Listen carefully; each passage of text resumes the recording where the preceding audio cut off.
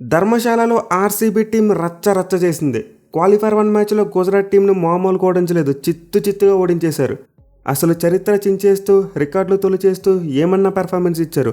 Out standing performance. నిజంగా IPL play of ఫెస్టివ్లో ఇప్పటివరకు ఎలాంటి డామినేషన్ ఎప్పుడు కూడా చూడలేదు. అది కూడా లీగ్ స్టేజ్లో గుజరాత్ టీం యొక్క బౌలింగ్ చూసాం. One of the strongest bowling యూనిట్స్గా కనిపించారు. కానీ క్వాలిఫైర్ 1లో మాత్రం వాళ్ళకి సినిమా కనబడిపోయింది భయ్య. Especially RCB captain Rajat Patidar ఏమన్నా ఇన్నింగ్స్ ఆడాడు. అసలు ఈ ప్లే ఆఫ్స్ అనగానే పటిడార్ ఒక రెడ్ చిప్ పెట్టుకుని వస్తాడేమో భయ్య. ఎందుకంటే ఈ ప్లే ఆఫ్ మ్యాచెస్లో అతని రికార్డ్ చూసుకోండి, ఒక్కటంటే ఒక సింగిల్ డిజిట్ స్కోర్ కూడా లేదు. 6 ఇన్నింగ్స్లో ఆడితే 338 రన్స్ కొట్టాడు. Average 112, strike rate 193. So literally చాలామంది ప్లేయర్స్ లీగ్ స్టేజ్లో అద్భుతంగా ఆడేసి ప్లే ఆఫ్స్ అనేసరికి చేతులు ఎత్తేస్తారు. కానీ పటిడార్ మాత్రం అలా కాదు భయ్య. ప్లే ఆఫ్స్ అనగానే ఒక బీస్ట్ మోడ్లోకి మారుతాడు. అండ్ దెన్ బౌలర్స్ని రప్ప వేసుకోవడమే. ఈ మ్యాచ్లో అయితే డెత్ ఓవర్స్లో చూసాం, ఓచకోత రబ్బడనైతే ఉతికారేస్తాడు. సో ఈ మ్యాచ్లో అయితే అపోనెంట్ టీం గురించి పెద్దగా చెప్పుకోవడానికి ఏమీ లేదు, మొత్తం ఆర్సీబీ టీం యొక్క డామినేషనే. మెయిన్లీ చివరి లీగ్ మ్యాచ్లో ఎస్ఆర్హెచ్ టీం మీద ఆర్సీబీ టీం యొక్క బ్యాటింగ్ చాలా నీరసంగా కనిపించింది. అంటే కావాలని స్లో బ్యాటింగ్ చేశారు. కానీ ఈ మ్యాచ్లో చూసుకుంటే మాత్రం గట్టిగా ఊపేశారు. అది కూడా 15 ఓవర్ దగ్గర నుంచి ఓవర్ ద మూన్ కంటిన్యూస్గా రన్స్ వస్తూనే ఉన్నాయి. సో ఈ మ్యాచ్లో అయితే గుజరాత్ టీం టాస్ గెలిచారు, ముందుగా ఫీల్డింగ్ తీసుకున్నారు. బట్ వాళ్ళకి స్టార్ట్ చూసుకుంటే మాత్రం అంత మంచిగా రాలేదు. ఎస్పెషల్ వెంకటేష్ అయ్యర్ స్టార్టింగ్ నుంచి అగ్రెసివ్గా బ్యాటింగ్ చేశాడు, సిరాజ్ని కౌంటర్ అటాక్ చేశాడు. వెరాజ్ విరాట్ కోహ్లీ చూసుకుని అగ్రెసివ్ మోడ్లోనే బ్యాటింగ్ చేశాడు భయ్య. మరి ముఖ్యంగా ఈసారి రబడా మీద అప్పర్ రన్ సాధించాడు. అతను గట్టి కొట్టాడు, at the same time wicket కూడా ఇవ్వలేదు. సో ఇనీషియల్గా అయ్యర్ అయితే 19 పరుగులు కొట్టి మంచి స్టార్ట్ ఇచ్చాడు. బట్ దాని సెకండ్ ఓవర్ లాస్ట్ బాల్కి అవుట్ అయిపోవడం చూసాం. అయితే తర్వాత మాత్రం పవర్ ప్లేలో ఆర్సీబీ టీం ఇంకో వికెట్ కోల్పోలేదు. కోహ్లీ మరి పడిక్కల్ ఇద్దరు కలిసి ఒక మంచి పార్ట్నర్షిప్ యాడ్ చేశారు. ఇన్ఫాక్ట్ ఆర్సీబీ టీం ఒక్క పవర్ ప్లేలోనే 76 రన్స్ కొట్టారు, అండ్ వీళ్ళకి ఇది హైయెస్ట్ ఈ సీజన్లో. సో గుజరాత్ టీం అయితే ఫస్ట్ వికెట్ పడిన తర్వాత ఇలాంటి కౌంటర్ అటాక్ ఎక్స్పెక్ట్ చేసి ఉండరు. మెయిన్ వాళ్ళ బౌలర్స్ పిచ్కి సరిగ్గా అడ్జస్ట్ కాలేకపోయారు. అంటే ఈ మ్యాచ్ కోసం యూజ్ చేసిన పిచ్ కంప్లీట్లీ ఫ్లాట్ వికెటే. అయితే full length or short length ఈ రెండింటిలో ఏం వేసినా సరే రన్స్ పోయాయి. కేవలం బ్యాక్ ఆఫ్ లెంత్ ఇచ్చేసినప్పుడు మాత్రం బ్యాట్స్మెన్ స్ట్రగుల్ అవడం చూసాం. అండ్ ఎగ్జాక్ట్లీ జీటీ బౌలర్స్లో హాల్డర్ ఒక్కడే ఇలాంటి చేయగలిగాడు. అంటే ఎక్కువగా బ్యాక్ ఆఫ్ లెంత్ మరి గుడ్ లెంత్స్లో బాల్స్ వేశాడు, అండ్ వర్కౌట్ అయ్యాయి. మళ్ళీ జీటీ బౌలర్స్లో చూసుకుంటే అతనికి మంచి స్పెల్ పడింది. కాస్త పొదుపుగా బౌలింగ్ చేశాడు, అట్ ది సేమ్ టైం ఒక ఓవర్లో 2 వికెట్లు తీయడం చూసాం. సో ఫస్ట్ 7 అవర్స్ వరకు చూసుకుంటే ఆర్సీబీ టీంకి చాలా మంచిగా స్కోర్ వచ్చింది, అంటే 86 రన్స్ కొట్టారు. మెయిన్లీ ముందు చెప్పినట్టు విరాట్ కోహ్లీ మరి పడిక్కల్ ఆల్మోస్ట్ అందరు బౌలర్స్ మీద కూడా కౌంటర్ అటాక్ చేసి కొట్టారు. ఎస్పెషల్లీ కోహ్లీ అయితే రబడ మీద పక్క పెట్టి కొట్టినట్టు కొట్టాడు భయ్య. 6 ఓవర్లో చూసాం 2 4లో ఒక 6 వేసాడు. అలాగే అంత ముందు చూసుకుంటే పడిక్కల్ కూడా బ్యాక్ టు బ్యాక్ 3 4లు కొట్టడం చూసాం రబడా బౌలింగ్లో. బట్ ఎప్పుడైతే రషీద్ ఖాన్ బౌలింగ్కి వచ్చాడో వీళ్ళిద్దరు ఆచితూచి ఆడారు. అంటే పడిక్కల్కి మంచి రికార్డ్ లేదు, అండ్ విరాట్ కోహ్లీ స్పిన్కి అగెనెస్ట్గా కాస్త చూసి ఆడతాడు. దీనివల్ల 8th ఓవర్లో కాస్త తక్కువ రన్స్ వచ్చాయి. అంటే 9th ఓవర్లో చూసుకుంటే back to back 2 wickets. Kohli మరియు పడిక్కల్ 3 బంతుల వ్యవధిలో అవుట్ అయిపోయారు. సో ఓవర్లో అయితే చేసిన హోల్డర్ చాలా మంచి బౌలింగ్ చేశాడు భయ్య. మళ్ళీ విరాట్ కోహ్లీని సేమ్ ఫ్యాషన్లో అవుట్ చేయడం చూసాం. అంటే లీగ్ స్టేజ్ మ్యాచ్లో ఎలా అయితే out side off stump short ball వేసి అవుట్ చేశాడో ఇక్కడ కూడా సేమ్ టు సేమ్ అది రిపీట్ అయింది. విరాట్ కోహ్లీ అయితే 2 సార్లు కూడా లో బౌన్స్కి డిఫీట్ అయిపోయి అవుట్ అయిపోయాడు. అది కూడా 2 సార్లు బాల్ని స్టంప్స్ మీదకి ట్రాక్ చేయడం చూసాం. అండ్ నేను పడిక్కల్కి చూసుకుంటే చాలా మంచి బాల్ పడింది. ఇన్ఫాక్ట్ అనవసరంగా రివ్యూ వేస్ట్ చేశాడని చెప్పుకోవచ్చు. సో విధంగా ఆర్సీబీ టీం అయితే 9th ఓవర్లో 2 వికెట్లు కోల్పోయారు. అండ్ దెన్ ఆ తర్వాత చూసుకుంటే మరో సైలెంట్ ఓవర్ రషీద్ ఖాన్ వచ్చిన 10 ఓవర్లో కూడా 3 పరుగులు మాత్రం వచ్చాయి. సో దీంతో ఒక్కసారిగా ఆర్సీబీ టీం యొక్క రన్ రేట్ బిలో 10 వచ్చేసింది. బట్ ఇలాంటి టైంలో జీటీ కెప్టెన్ శుభ్మన్ గిల్ కాస్త స్మార్ట్గా బౌలింగ్ చేంజెస్ చేస్తుంటే బాగుండు. అంటే చేసిన వాళ్ళు అప్పటికే 3 ఓవర్లు బౌలింగ్ చేస్తాడు, అది కూడా బ్యాక్ టు బ్యాక్ వేశాడు. దీంతో 4వ ఓవర్ కాస్త డిలే చేసి ఉండాల్సిందే. బట్ గిల్ ఏమనుకున్నాడు, ఎలానో ఆల్రెడీ లాస్ట్ ఓవర్లో 2 వికెట్లు తీశాడు కదా, సేమ్ రిపీట్ చేస్తాడేమో అనుకున్నాడు. కానీ ఇది కొంతవరకు బ్యాక్ ఫైర్ అయింది. ఆ ఓవర్లో పటిడార్ కొట్టడం చూసాం. అండ్ దెన్ ఆ తర్వాత నెక్స్ట్ ఓవర్లో చూసుకుంటే కృణాల్ పాండ్యా ప్రసిద్ధిని ఒక 6 and 4 కొట్టాడు.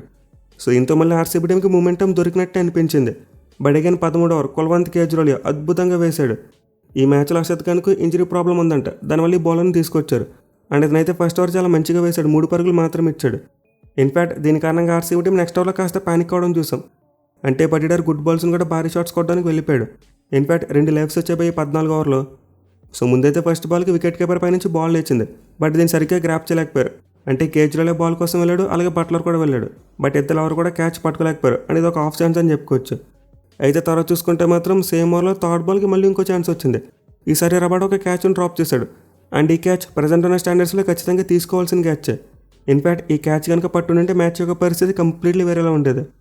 సో మనం ప్రివ్యూ వీడియో యొక్క చివరిలో మాట్లాడుకున్నాం, గుజరాత్ టీం బౌలింగ్తో పాటు వాళ్ళ ఫీల్డింగ్ కూడా క్లిక్ అవ్వాలి. వాళ్ళు కోల్కతా టీంకి అగెనెస్ట్గా మిస్టేక్స్ చేశారు, క్యాచ్లు డ్రాప్ చేశారు, అందుకు ఓడిపోయారని చెప్పుకున్నాం. అండ్ ఎగ్జాక్ట్లీ మ్యాచ్లో గుజరాత్ టీం ఫీల్డింగ్లో మళ్ళీ అలాంటి మిస్టేక్స్ రిపీట్ చేశారు, 2 క్యాచ్లు డ్రాప్ చేశారు. అండ్ ఆల్సో గ్రౌండ్ ఫీల్డింగ్ చూసుకున్నా గొప్పలేదు, ఈవెన్ రన్అట్స్ కూడా మిస్ చేయడం చూసాం. సో ఇలా 14 ఓవర్లు అయితే పటిడార్కు 2 లైఫ్స్ దొరికాయి భయ్య. మెయిన్లీ ప్రసిద్ధ ఓవర్లో చాలా మంచిగా బౌలింగ్ చేసి ఆపర్చునిటీస్ అయితే క్రియేట్ చేశాడు. బట్ గుజరాత్ ఫీల్డర్స్ వాటిని గ్రాప్ చేయలేకపోయారు. బట్ ఎనిమిది పాయింట్ ఆఫ్ టైంలో చూసుకుంటే ఆర్సీబీ టీం ఎంత కొట్టారు, 14 ఓవర్స్కి 140 రన్స్ కొట్టారు. దీంతో లాస్ట్ ఓవర్స్లో 80 పరుగులు కొట్టినా కానీ వాళ్ళ స్కోర్ అరౌండ్ 220 మాత్రం ఉంటుంది. దీంతో గుజరాత్ టీం మెల్లగా మనం ట్రై చేద్దాం, స్కోర్ 200 అరౌండ్ ఉండేటట్టు చూసుకుందాం అని చెప్పి ప్లాన్స్ వేసి ఉంటారు. కానీ ఓవర్ నెంబర్ 15 నుండి చూసుకుంటే ఊచకోత మొదలయ్యింది భయ్యా. రజత్ పటిడార్ రప్ప కొడుతూనే పోయాడు. ఎస్పెషల్లీ కేజ్రీలో వేసిన 15 ఓవర్లు చూసాం, ఏకంగా 28 రన్స్ వచ్చేసాయి. అండ్ దెన్ ఆ తర్వాత రషీద్ ఖాన్ ఓవర్ 21 రన్స్. ఇక నెక్స్ట్ రబడా బౌలింగ్లో చూసుకున్న ఫస్ట్ బాల్కి వికెట్ పడింది. బట్ ఆ తర్వాత పడిటర్ 2 షాట్లు కొట్టాడు. మరి ముఖ్యంగా కవర్స్ పై నుంచి ఒక షాట్ కొట్టాడు. అదైతే అవుట్ ఆఫ్ ది వరల్డ్ అని చెప్పుకోవచ్చు. అసలు బ్యాక్ టు బ్యాక్ 3 ఓవర్స్లో ఆర్సీబీ బ్యాట్స్మెన్ మడత పెట్టేశారు. ఈవెన్ కృణాల్ పాండే కూడా స్టార్టింగ్లో స్లోగానే అన్నప్పటికీ ఆ తర్వాత యాక్సెలరేట్ చేశాడు, అద్భుతమైన షాట్స్ కొట్టాడు. సో బ్యాక్ టు బ్యాక్ 3 ఓవర్స్లో ఆర్సీబీ టీంకి చాలా ఎక్కువ రన్స్ వచ్చేసాయి. ఇన్ఫ్యాక్ట్ ఈ 3 ఓవర్స్లోనే వాళ్ళు ఏకంగా 64 రన్స్ కొట్టారు. అంటే దాని తర్వాత చూసుకునే ప్రసిద్ధి ఒక మంచి ఓవర్ వేశాడు. బట్ అగైన్ మరి లాస్ట్ ఓవర్స్ కంప్ అయిపోయాయి. సిరాజ్ వేసిన 19 ఓవర్లో 21 రన్స్ పిండేసుకున్నారు. అంటే లాస్ట్ ఓవర్లో చూసుకుంటే 19 పరుగులు పిండేసుకున్నారు. అసలు ఆర్సీబీ టీం అయితే లాస్ట్ ఓవర్స్లో ఏకంగా 114 పరుగులు కొట్టారు భయ్య. అంటే వాళ్ళ యాక్సలరేషన్ మరి ఫినిషింగ్ టచ్ ఏ రేంజ్లో ఉందో మనం అర్థం చేసుకోవచ్చు. అబ్సల్యూట్లీ కార్నేజ్ మరియు బ్యాటింగ్ మ్యాడ్నెస్ ఇది. ఒక క్వాలిఫైర్ మ్యాచ్లో ఇలాంటి బ్యాటింగ్ చాలా అంటే చాలా రేర్గా చూస్తాం. ఈవెన్ ఎంత బ్యాటింగ్ పిచ్ అయినా సరే ప్రెజర్ అయితే ఉంటుంది. బట్ ఆర్సీబీ బ్యాటింగ్లో చూసుకుంటే అలాంటిది ఏమీ కనిపించలేదు. మెయిన్లీ పటిడార్ యాజ్ ఏ క్యాప్టెన్గా మైండ్ బ్లోయింగ్ నాక్. అసలు ఒక్కటంటే ఒక డాట్ బాల్ కూడా రాలేదనుకుంటా భయ్య. ఐ థింక్ తన ఇన్నింగ్స్లో చూసుకుంటే 12th ఓవర్లో అనుకుంటా ఒక డాట్ బాల్ పడింది. అది కూడా బైస్ రూపంలో బాల్కి ఒక సింగిల్ కూడా వచ్చేసింది. కానీ మిగతా అన్ని బాల్స్ చూసుకుంటే మాత్రం అతను రన్స్ కొడుతూనే ఉన్నాడు. మరి ముఖ్యంగా తన ఆడిన ఇన్నింగ్స్లో చూసుకుంటే ఏకంగా 9 సిక్స్లు ఉన్నాయి. మరి ముఖ్యంగా తన ఆడిన ఇన్నింగ్స్లో చూసుకుంటే ఏకంగా 9 సిక్సర్లు ఉన్నాయి. 33 బంతులను 93 పరుగులు కొట్టేశాడు. అది కూడా 281 స్ట్రైక్ రేట్తో. సో రియల్లీ పటిడార్ దగ్గర నుంచి యాజ్ ఏ క్యాప్టెన్గా ఇదైతే ఒక అవుట్ స్టాండింగ్ నాక్ అని చెప్పుకోవచ్చు. చాలా అంటే చాలా రేర్గా అలాంటి నాక్స్ మనం చూస్తూ ఉంటాం. ఇక దానికి తోడుగా మిగతా బ్యాట్స్మెన్ కూడా మంచిగా కంట్రిబ్యూట్ చేశారు భయ్య. అంటే విరాట్ కోహ్లీ మరియు కృణాల్ పాండే చెరో 43 కొట్టారు. అండ్ పడిక్కల్ చూసుకుంటే 30 కొట్టాడు. అండ్ అయ్యర్ కూడా ఒక చెయ్యి వేశాడు స్టార్టింగ్లో. ఇక చివరిలో జితేష్ శర్మ కూడా ఒక 6 and 4 కొట్టాడు. అసలు ఆర్సీబీ బ్యాటింగ్లో టీమ్ డేవిడ్ తప్పిస్తే మిగతా అందరూ కూడా చాలా మంచిగా కంట్రిబ్యూట్ చేశారు. దీనివల్ల టీం భారీ స్కోర్ కొట్టింది. ఐపీఎల్ ప్లే ఆఫ్ హిస్టరీలో చూసుకుంటే ఇప్పటివరకు ఏ టీం కూడా అంత పెద్ద స్కోర్ కొట్టలేదు. ఫర్ ది ఫస్ట్ టైం జరిగింది. సో ఈ మ్యాచ్లో అయితే ఆర్సీబీ బ్యాట్స్మెన్ ఉగ్రరూపం చూపించారు భయ్య. స్టార్టింగ్ నుంచి ఆ ఇంటెంట్ అయితే కనిపించింది. ఎక్కడ కూడా బాక్డౌన్ ఆడే ప్రయత్నం చేయలేదు. ఆ వికెట్లు పడినప్పుడు మాత్రమే కాస్త చూసాడారు. అదర్వైజ్ మిగతా అన్ని సందర్భాలు కూడా గుజరాత్ బౌలర్స్ని కంప్లీట్లీ డిస్మాంటిల్ చేసి పడేశారు.